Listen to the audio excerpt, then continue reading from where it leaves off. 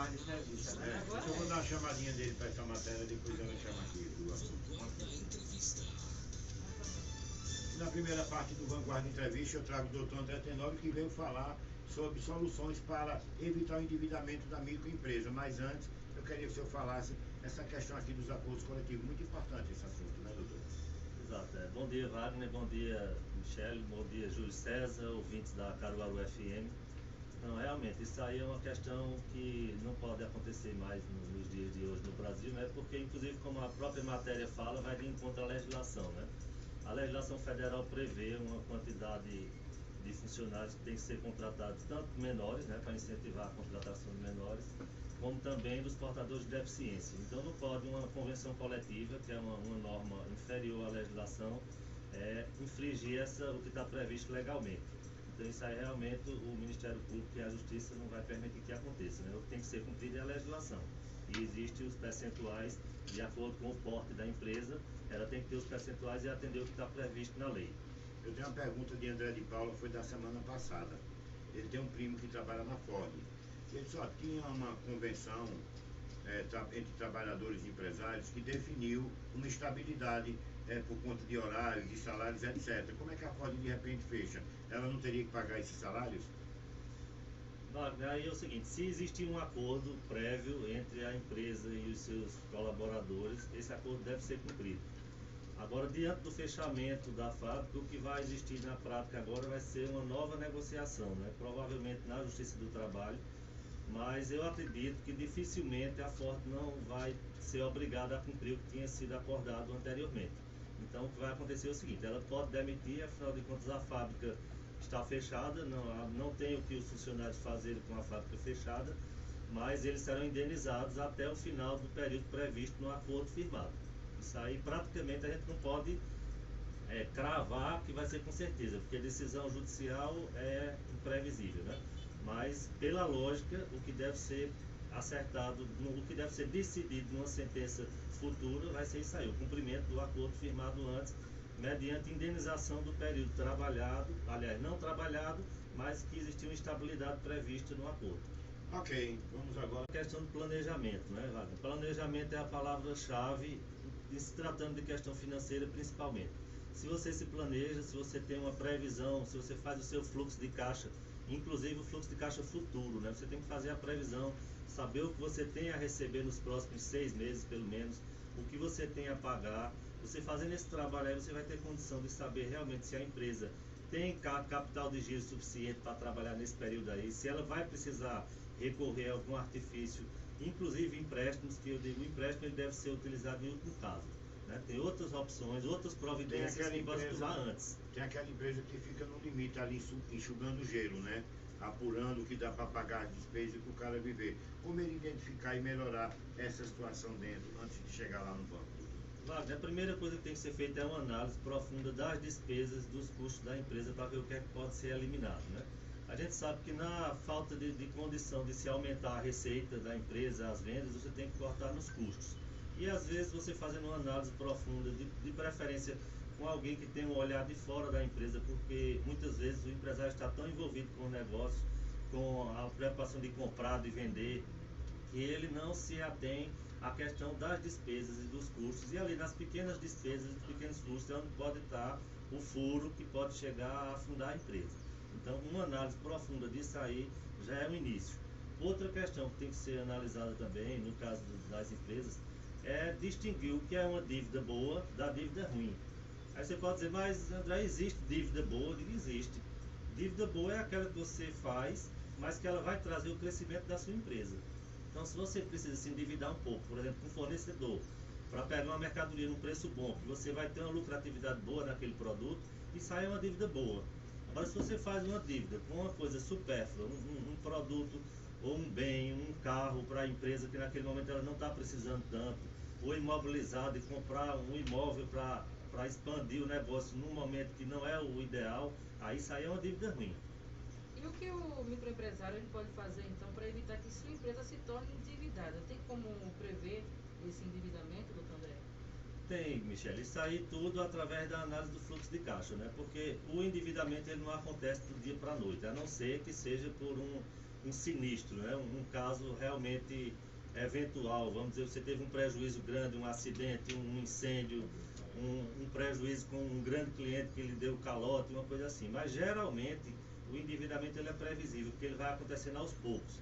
Você não se endivida do dia para a noite num valor que você não possa cobrir. Isso aí você vai se endividando aos poucos e cada vez que você vai aumentando aquela dívida e vai se complicando. Então a questão é você ter planejamento, você ter o fluxo de caixa futuro e você vai saber. Se você tem um fluxo de caixa, você vai saber que daqui a 3 meses, você mantendo o mesmo faturamento, você não vai conseguir cobrir as suas despesas. Então o que é que você tem que fazer? Ou procurar maneiras de aumentar a sua receita ou de reduzir a sua despesa. Não esperar chegar daqui a 3 meses para você tentar resolver a situação, que aí você vai acabar tendo que recorrer a dinheiro de terceiros. Ou vai se endividar com fornecedores ou com bancos. Aí a organização mínima aí é fundamental. O que entra, o que sai, quanto eu estou gastando ali, porque senão não vai identificar. Exatamente. É verdade? Exatamente. E nós falamos a respeito de dívida Nesse caso, boa. me permita, nesse caso, uma consultoria da SAF para uma micro ou pequena empresa, esse acompanhamento, ele é quase que diário, quase que semanal, né, doutor? O fluxo de caixa, Wagner, tem que ser feito diariamente. Então, o que nós fazemos geralmente é o seguinte: a gente tem que olhar um pouco para trás, ver alguns meses antes, fazer o fluxo de caixa para ver qual era o comportamento do caixa da empresa, vamos dizer, nos últimos 3 meses, e a partir daí projetar o fluxo de caixa futuro. De acordo com o faturamento médio dele, a gente vai ter uma ideia de quanto é o faturamento dele futuro e baseado também nas despesas que eles têm mensalmente. Então, com base nisso aí é feita a análise, todo o diagnóstico e começar a estruturar o plano de ação para resolver o problema do endividamento dele. O senhor falou de dívida boa e dívida ruim. Tem até uma brincadeira, né? A pessoa está tão endividada que não sabe que boleto vai pagar. Me diga uma dívida boa aí, eu não conheço essa, doutor.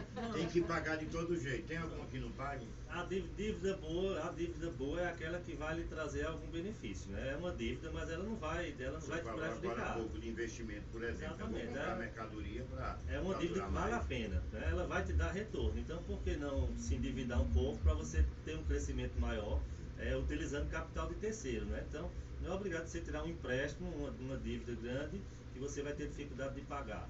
Mas se você consegue um empréstimo, você consegue um parcelamento com o cliente, com o fornecedor, com um prazo mais longo, e você vai ter uma lucratividade alta naquela venda ali, você vai pagar o fornecedor, vai pagar o banco e vai ficar com sobra. Então, isso aí é uma dívida boa. Outra coisa que precisa ser identificado também é o seguinte: você tem as dívidas que são consideradas críticas. Essas dívidas aí você tem realmente que honrar. Então você tem que saber. Quais são elas, por exemplo, numa empresa, doutor? Você tem que saber primeiro a quem você está devendo. E a prioridade vai começar pelo seguinte: seus colaboradores. Você não pode, uma empresa nenhuma ela prospera sem você pagar seus funcionários, porque senão a equipe não vai render e a empresa não vai funcionar. Então, colaborador, folha de pagamento é considerado uma dívida prioritária, é uma dívida crítica. Outra dívida prioritária, fornecedores. Se você deixa de pagar ou pelo menos negociar a dívida com seus fornecedores, eles vão deixar de te fornecer. Se ele não te vende, você não vai ter mercadoria para comercializar. Isso eu estou falando em termos de comércio, mas serve para qualquer tipo de atividade.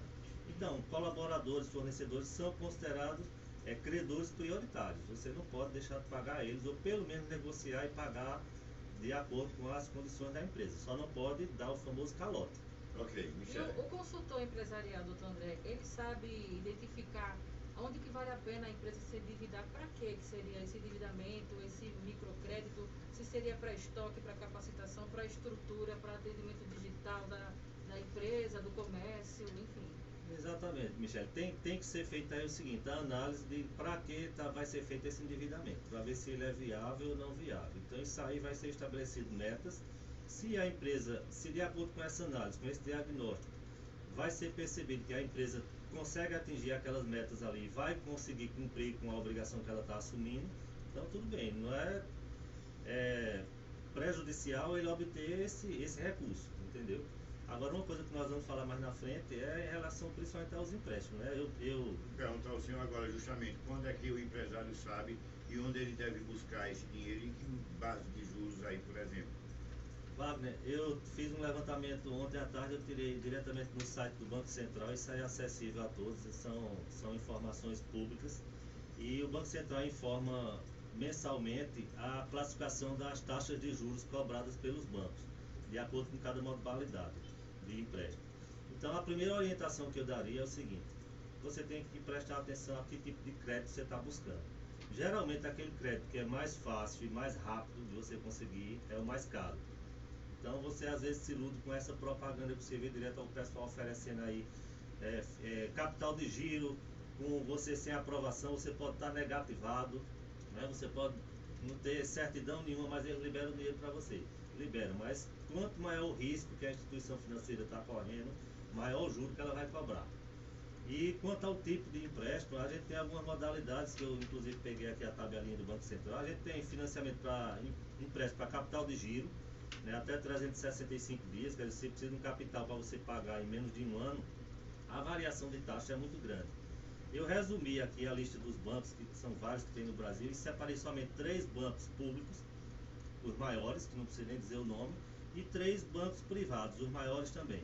E a gente encontra uma variação de taxa de juros ao mês aí que varia de 1,04 ao mês a 2,81. Isso no ano dá uma diferença enorme. Isso aí anualmente varia de 13,19 ao ano a 39,41 ao ano. Isso aí para capital de giro, que é considerado uma das modalidades mais baixas de juros. Se você for recorrer, por exemplo, ao cheque especial... Dá licença, aí o capital de giro, o empresário está lá, eu vou fazer o que com esse capital de giro? Comprar mercadoria? Exato, o capital de giro, geralmente ele é para comprar mercadoria ou para cobrir despesas de curto prazo ali. Ele não é utilizado para investimento, por exemplo, em bens do ativo fixo, como mobiliários, instalações, veículos. Não se utiliza para isso. Geralmente o capital de giro é aquele, é para realmente girar a empresa, comprar mercadoria, pagar despesas de curto prazo e sair. Então a variação é muito grande. Como eu ia falando, quando você parte para o cheque especial, que lá no capital de giro a taxa mínima eu encontrei é 1,04, no cheque especial a taxa mínima que eu encontrei aqui no banco público foi de 4,45 ao mês. Isso aqui, Wagner, é a inflação de um ano todo. 4,5% aí foi o que deu a inflação agora do último ano. Então você paga 4,45 ao mês de juro, é impraticável. Você vai estar se endividando de uma forma que você dificilmente vai conseguir sair do cheque especial. Isso aí, essa taxa no banco privado, ela pode chegar a 13,86 ao mês. Então quer dizer, é uma taxa impraticável que, se você for ver no ano quanto é que dá isso, dá 375% ao ano. E não tem comércio que dê 100% de lucro para você ir atrás de uma taxa dessa, não é verdade? Na situação que vivemos hoje, com a taxa de juros oficial do Banco Central do governo estabelecida, a Selic estabelecida em 2% ao ano, você pagar 374 cheque especial é totalmente fora da realidade. E de vez em quando, o que é que acontece? O empresário sem uma orientação, ele vai para o mais fácil. O cheque especial está ali. É só ir lá e praticamente sacar, ou falar com o gerente e ele aumentar a linha de crédito. Esse é o perigo que o senhor está dizendo aí. E o mais fácil é o mais caro. Ele é rápido, porque o cheque especial, o banco te dá um limite, você tem um limite de 100 mil reais de cheque especial. Você usou, você não precisa nem pedir para usar, você simplesmente entra no limite e usa. Quando você vai ver, você o está limite está pequenininho endividado. E ele já está aumentando o limite, ali é uma bola de neve. E eu pergunto ao senhor, vale a pena fazer empréstimo para pagar impostos ou melhor negociar e pagar esses impostos? Olha, a taxa de juros dos empréstimos, dependendo do tipo de empréstimo aqui, a gente encontra alguns, como por exemplo, desconto de cheque. Você que trabalha com cheque pré-datado, você pode descontar esses cheques antecipadamente, pegar uma taxa menor. Se você trabalha com duplicata, você tem uma taxa menor ainda, você encontra taxa de 0,59 ao mês. Então, dependendo da situação, pode ser que compense. Porque hoje, você deixando de pagar tributo, você fica sujeito à cobrança da multa, que já é alta, pode chegar a 20% do valor do tributo, e você paga juro equivalente à taxa Selic, que é 2% ao ano, mais 1% ao mês. Então, quer dizer, 1% ao mês já está garantido. Se você tem aqui, no desconto de duplicado, com uma taxa de 0,59, é melhor você descontar as duplicadas, dependendo da situação, é claro, pagar o imposto, a fazer um parcelamento e pagar essa taxa de juro de 1% mais a taxa Selic. Então, pode ser uma opção. Agora, isso a gente deixa bem claro o seguinte: cada caso é um caso, tem que ser analisado individualmente, porque nem tudo não pode se aplicar um caso genericamente para todo mundo, né? Tem que analisar cada caso para ver se realmente vale a pena ou não. Tem uma pergunta aqui na nossa página do YouTube, do Júlio César. Doutor, para começar uma nova empresa, o senhor acha interessante começar com empréstimo, vendo que eu não sei se vai fazer sucesso a empresa? Júlio César, obrigado pela pergunta. Veja bem, aí é uma questão que tem que ser muito analisada desde quando você formula o seu plano de negócios. Todo negócio você para iniciar precisa de um capital. Agora o que pode acontecer é o seguinte, você pode não ter o capital todo que você necessita, mas o ideal é que você tenha o mínimo para iniciar, pelo menos para dar o start do negócio, dar o pontapé inicial. A partir daí você pode pensar em recorrer ao empréstimo. Agora você já iniciar com endividamento, realmente é uma situação que pode ser viável, desde que seja feito um estudo criterioso e desde também que esse recurso que você vai obter tenha um período de carência. Né? Tem aqueles tipos de empréstimo que você tem uma carência, por exemplo, de 6 meses, de 1 ano, até de 2 anos para começar a pagar. Então, no caso desse aí, a situação é outra. Você vai analisar a taxa de juros que está pagando e vai analisar se nesse período aí de carência vai ser o suficiente para você se capitalizar para iniciar o pagamento do financiamento que você obteve. Quem está mandando uma mensagem para o senhor aqui é o Felipe Bezerra, ele é esposo de Aninha, secretária de administração aí da prefeitura, está dizendo, muito interessante e muito boa a entrevista, parabéns aí a doutor André Tenório. Obrigado, Felipe, pela audiência.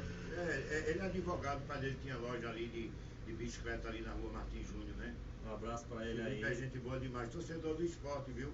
Vai cair, meu patrão. Michele Veloso.